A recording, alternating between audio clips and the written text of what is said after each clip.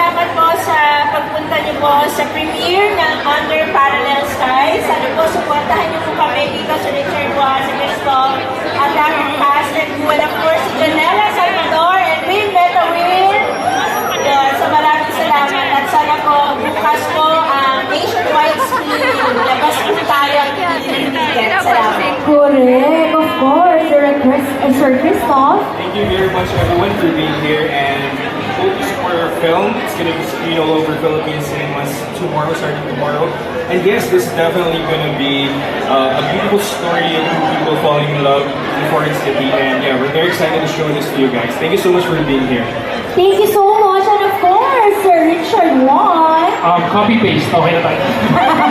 I mean, honestly, I'm just so grateful with this. I'm very lucky to have, formed the dream team from the Sigrid all the way to line producers, our director, line producer. Hindi ko na akong sinasabi ko, pero grabe, sa buong team ko talaga, parang Avengers talaga ng kalakas.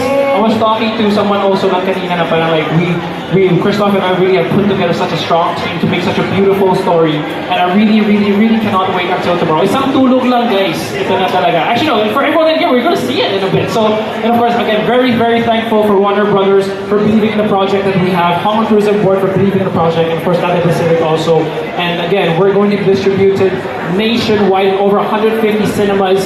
This is just crazy, guys. I mean, yeah, I'm just grateful. This is our first film, and yet we're able to be nationwide. That was not only just here in the Philippines, may Thailand pa tayo, may Singapore pa tayo, and we're hopefully cooking for different countries. And yun, I'm not gonna say any longer because I know may mga darating na sa likod yata doon. So, yun lang naman. Thank you po so much, Sir Richard, and of course, Sir Christoph. And excited na po talaga kami